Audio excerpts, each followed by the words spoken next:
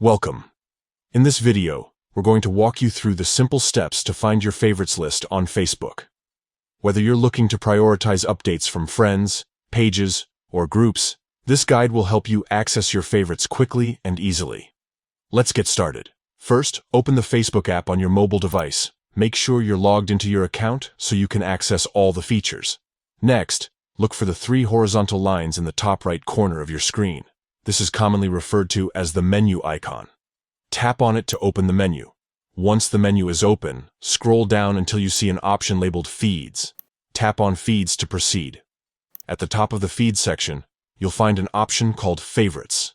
Tap on it, and there you have it, your favorites list. Here, you can view updates from the people and pages you've prioritized. And that's all it takes. By following these steps, you can easily access your favorites list and stay connected with the content that matters most to you. If you found this guide helpful, be sure to like this video and subscribe for more tips and tricks on using Facebook efficiently. Thank you for watching.